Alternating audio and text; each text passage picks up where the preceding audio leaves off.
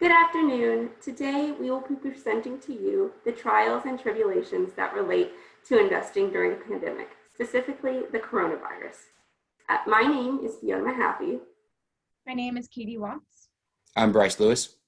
And I'm Hernandez.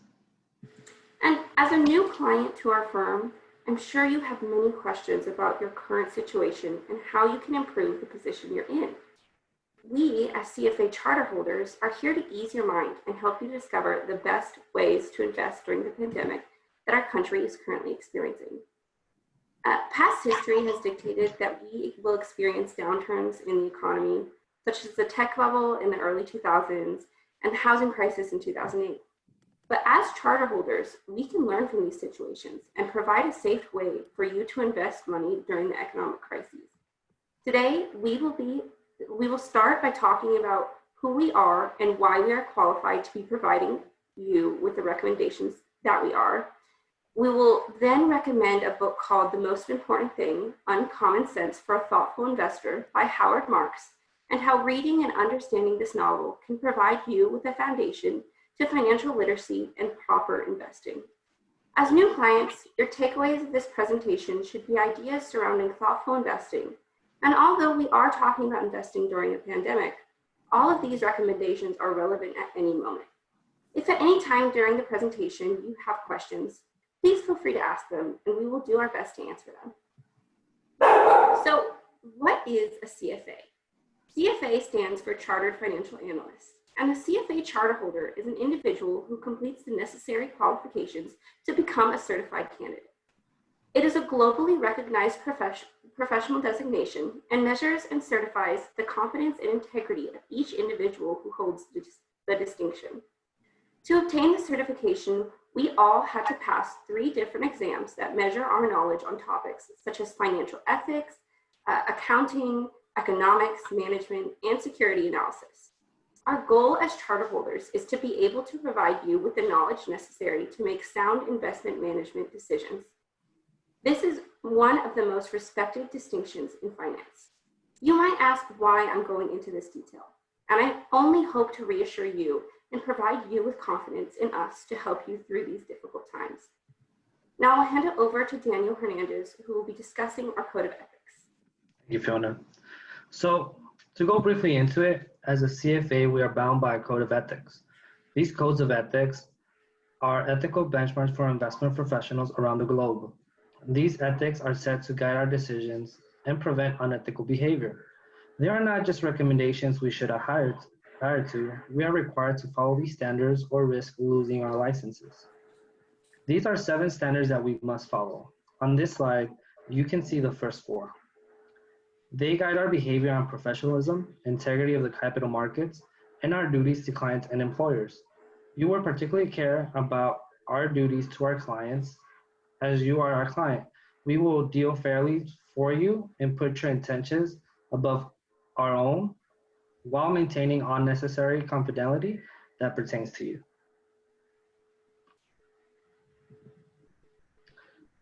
The last 3 standards revolve around our recommendations to you, our conflicts of interest, and the responsibilities we must adhere to as a CFA Institute member.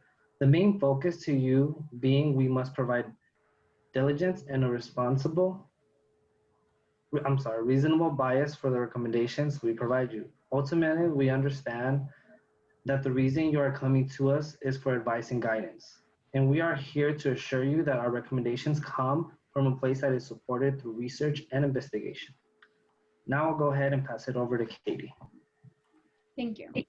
As CFAs, we can provide recommendations, but we've believed that for both of us to get the most out of this relationship, you must take time on your own to gain some knowledge.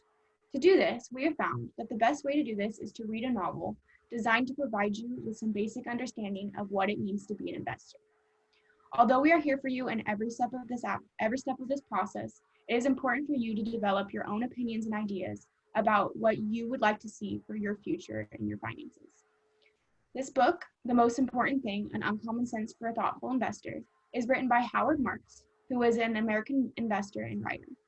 This book explains the keys to successful investment and the pitfalls that can destroy your finances and even your career. This book teaches by example and even uses connections to the volatile market that we experience day by day. The key takeaway of this book is that there are several aspects of investing that require your thoughtful attention, and each one proves to be the most important. There are several key takeaways found within this book. Marx provides several valuable lessons for critical thinking, risk assessment, and investment strategy. Although it might sound daunting and these may be terms and ideas you're not familiar with, we'll start by providing some explanation before you read the book on your own. To begin with, one of his main ideas is second level thinking. This strategy takes your individual thinking to the next step. First level thinking would mean that as an investor, you're just focusing on one part of a company to invest in. You're not thinking about the bigger picture.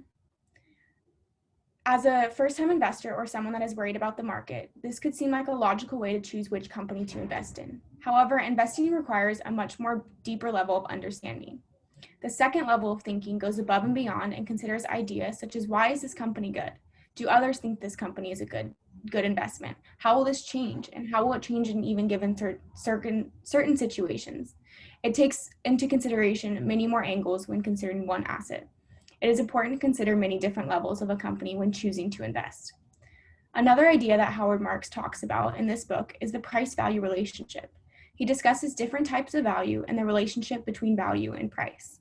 This quote on the slide discusses how your relationship and understanding of value needs to be the superior quality that you possess as an investor.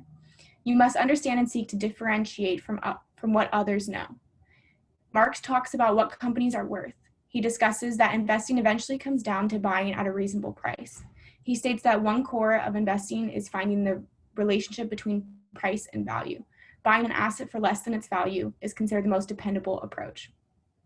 Two other key ideas for thoughtful investing include patient opportunism and defensive investing. Patient opportunism is the idea of waiting for a bargain. Marx explains that most of the time, the market is between peaks, meaning that most of the time that you are investing, it's relatively inactive. This is why he recommends waiting for bargains, or what he likes to call patient opportunism. This approach can rely on waiting for investment opportunities to come to you, as well as accepting what is given to you when it is presented. This topic is especially relevant when investing during a pandemic. Depending on your investment horizon, making decisions in an emotional manner can be disastrous. Recognizing that economic cycles are a fact of life can stop you from making a decision during an economic downturn that could hurt your finances for years to come. You must recognize that the market for what it is and respond accordingly. You must also remember that as an investor, you are under no pressure to act, and this mentality can stop you from making a rash decision. The last key idea we will discuss in this book is the idea of defensive investing. The idea behind defensive investing is that there are so many unknowns present during a pandemic and the unknowns surrounding the impact that they'll have on the economy. And because of these unknowns, we should practice cautious investing or even defensive investing. Although defensive investing sounds negative, it can be looked at from receiving high returns and from a positive standpoint. The first step of defensive investing is to exclude the losers from your portfolios. To do this, you must take on your due diligence and research everything you can about your company and remove the losers from your portfolio. The second step involves avoiding exposure to meltdowns during crashes. The way to do this is through thoughtful diversification and a general tilt towards safety. Both of these investing tips are massively important when dealing with economic downturn and a pandemic. Regarding this novel and reading it will give you a vast insight into areas of investing, and we highly encourage you to try it out. Next, I will give it to Bryce to talk about financial literacy. Thank you, Katie. So understanding the basics to investing is very important, all right? And we have a few tips for you to do that. And one of them is you won't beat the market. There's ways to be smart in the field, but you just won't beat it. You shouldn't try. That shouldn't be your goal. Don't try to follow the herd and do what everyone else is doing, because then that will put you behind. You want to have an approach that is fresh and you can adapt it in any situation. The riskiest investments should have a higher payout because they're more favorable for you. And like researching and knowing what you're investing in is probably the most important thing to be a smart investor. And that's how we can support you as CFAs. Next slide. Now I'll be talking about the recommendations that we have for you. You have to strategize in the market, and we see all the outcomes and understand the consequences that come with our decisions. And we want you to as well.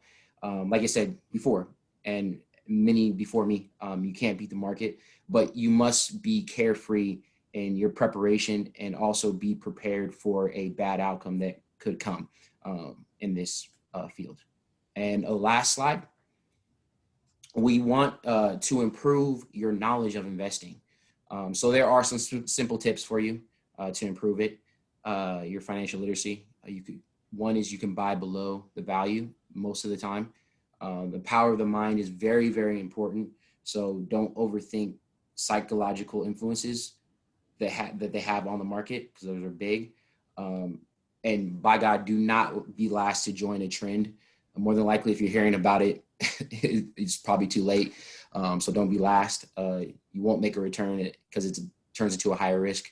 And then also recognize luck versus skill. Just because someone had a great return doesn't mean that they, knew that it was going to happen. It just sometimes was luck. So yeah, that is our presentation. Thank you for listening to us, for me, Katie, Fiona, and Daniel. And yeah, thank you.